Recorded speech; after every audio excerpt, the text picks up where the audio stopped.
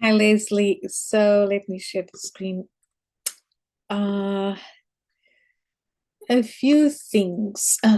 So before I forget, I think this is still not the right logo, and you sent me another one, but I think it's still pixelized. Anyway, if you could send me the largest file possible of this logo. Anyway, so going back here.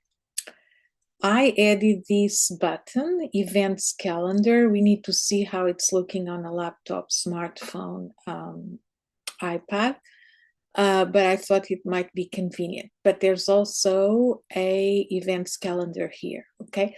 But I'll start from the beginning. So I answered by email some things like that to block member to be done only by the admin. It's not possible, so all the members will see the block member, and there's a way around it which is a little convoluted and involved, which is for you to create a group and then set up some member privacy settings for the group of people who have not paid, for example, so that nobody can actually see them. The active members will not see the those members here under current members. Oh, I need to log in. They will not be able to see them. So there's really not a need for them to block them because they won't see any inactive members, right? Of course, the other option is for you to delete those members forever, right? So that's one thing. But what I really wanted to focus on this video is the events, okay? So I changed things around a little in a way that I think is the easiest. And that means that there's a blog, and of course, we can rename this as news, for example. This blog has everything that has been published so far, including the upcoming events. So, everything, these are posts. You've got the upcoming events. It's only one upcoming event. Announcements, there's nothing. Why? Because if you were to now post something and indicate that category as announcements, it would show up here, announcement, right? Inspirational quotes, this is showing up under inspirational quotes. It's probably some weirdness thing because I'm logged in anyway, but the inspirational quotes are here. And everything, I think that I went through all the inspirational quotes and put them as a category, inspirational quote. So the media directors would have to do that. Every time they do an inspirational quote, they need to, on the post, check inspirational quote. I can talk about the blog on a different video so that you can send it to the media directors. Then under events, there's only these 4 or 5. Actually, there's, of course, we are on the blog. So all the posts that have the category events are coming here. And then finally, you have the all posts, and that includes everything, inspirational quotes, announcements, when you have announcements, upcoming events, everything, okay? So that's the blog. We can rename it as news. It has everything, okay? So the other thing here, interesting, and nothing changed, the other things, right? And then under program, you have the next program, and the next program is now correct. It's got Tourette's to Toastmasters. You have a way to actually click on LinkedIn, I guess X, not so much used, but Facebook or LinkedIn, and actually promote it on LinkedIn. If you want, I can take those out. You can register, you have the speaker, etc., and you can click on register now. And once you click on there, I've already RSVP. Actually, so now you see you're going to this event, cancel RSVP. So I'm sure that the official email we have for the website got this my RSVP that I'm going to the event. I mean, a simulation, right?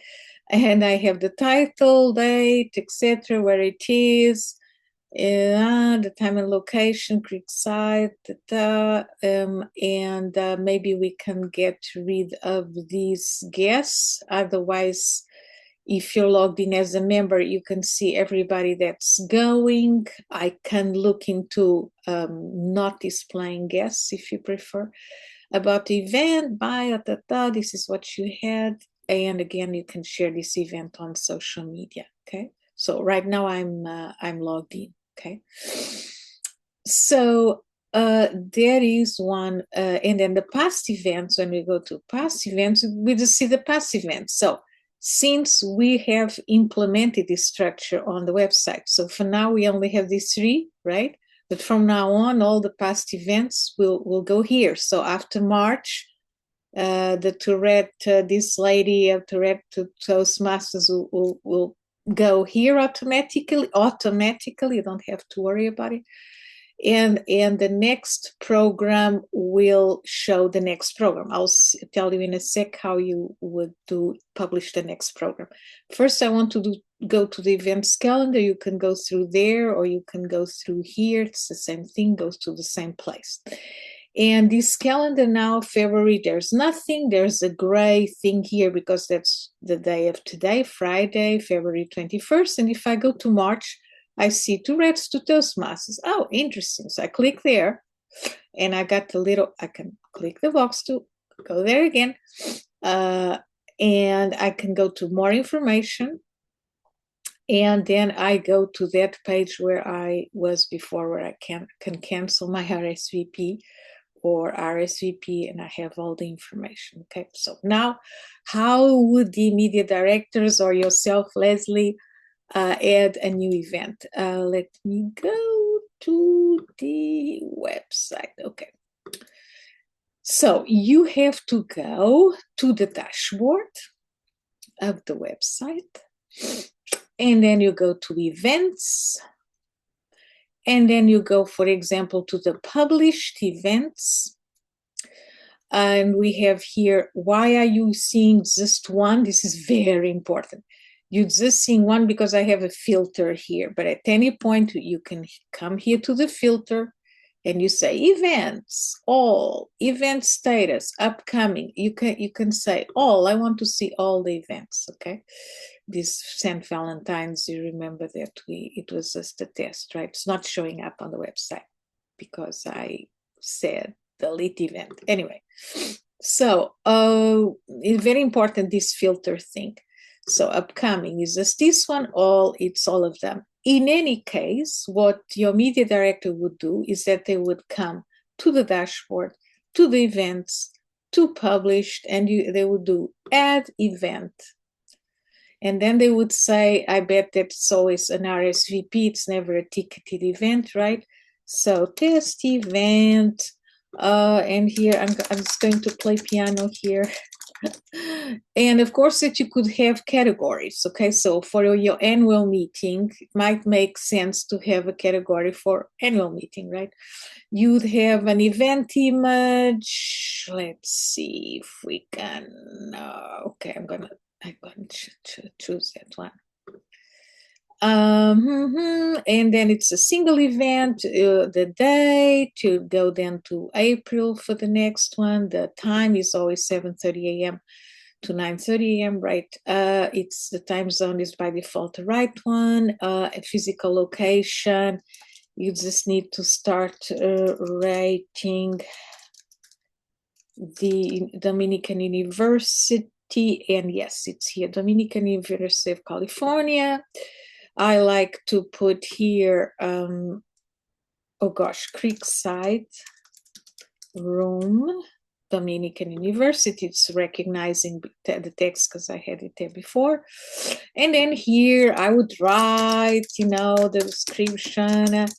I can, of course, add images. I can even add a video if I wanted. Imagine that one of your speakers has a video introducing themselves. Anyway, you can add an image that does not have to be the one that's featured. It could be a different one.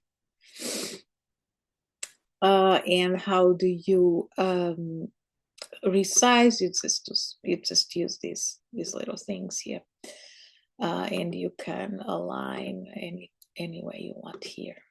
Anyway, okay, so we have everything that's really important. Of course, it could be a virtual meeting. I'm not going to do that because I know that's always an option. It's not like you have virtual meetings. And I would create a draft. Okay, and then when I would be ready to publish, I would publish. Okay, I'm going to publish it just to prove something to you. So it's not published, it's not published. And so when I go to the website and I view the site, maybe I need to refresh it. But the new, upcoming event, how do we call it? The next program will be this one that we just added. You see, and again we have, by the way, a countdown. I can tell you where you can change all that. And the person would go register now, and now they would RSVP, but they have all the description, the map, etc. So they would RSVP, which is what I had done before, right? So I'm going, my email is already there because I'm logged in and the site knows who I am, and I'm going to submit.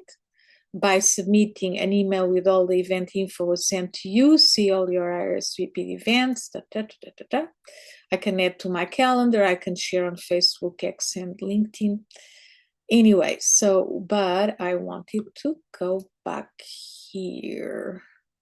I wanted to go back to next program. For example, this is the page next program, right?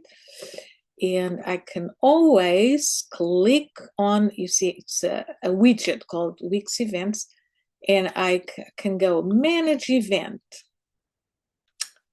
And if I don't like that countdown, for example, I can manage that event, and I can edit details. In fact, this is not where I do this. It's probably under the settings. Yeah, it's under the settings. So I'm here, I clicked on the next program, I clicked the gear for settings, and now on the display, I'm gonna say, I don't want that countdown, I don't want the description. You see how everything is changing here, right? I don't want the image, right? So, here is where actually we can show guests or not. So in fact, we can hide the guests. We can hide that social sharing. And we can do this on a particular event that's coming up, okay? So I'm going to put the social sharing again. I'm hiding the guests. I can hide the time or show the time. I can hide the location. Okay, so I would save and I would publish. And now when I go to my site, it would have the different setup. I think I didn't change really anything, and don't worry because I'll delete the event. But anyway, so it's got the title, the description, the date, etc. Okay, I left this join us for a thought-provoking presentation like constant for all of them, but I can obviously take it out. I'm kind of disturbed by this logo, so if we can solve that, that'd be great. So past events, everything automatically, the next program after March 12th automatically will go as the first event and the past events. We have the events calendar, and by the way, this week's calendar, it's free up to 10 events, and then you'll have to upgrade if you want more events, and that is $8 a month. It's not the end of the world, but maybe 10 events in a year by semester or something is enough if you keep like deleting events on the calendar. I mean, it's on the calendar is where you can have 10 at the most. What else is important here to say? Yeah, so I think that's it. There's something else I wanted to show you. Let me go to the dashboard. Oh yes, the easiest way then to, I think I said this, but the easiest way to add a new event is to go dashboard, events, published, and you've got all your events here. And if you only see a couple, don't forget that it's because of this filter. We need to say all of them, and all of them will be shown, right? I'm going to delete this one, by the way.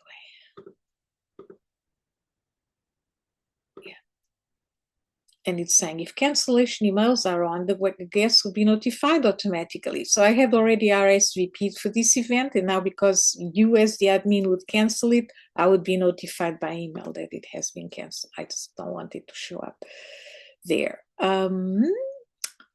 What else? What else? There was something I wanted to show you here. Let me see if I remember. I think it was... I think it might be here. Yeah, it was here. So under, I edited it too fast, sorry. So you go again, I'm gonna on the filter show everything. And for instance, on this one, that's coming up. But anyway, I'm just hovering, right? And on this one that's coming up, imagine that I wanted to add a Zoom link, okay? So how do I do this? I go to no, let me see if I remember what it is. The details now. I know it's very easy from here. Oh, features. Oh, yeah. Okay, so we were here. We have these tabs, right?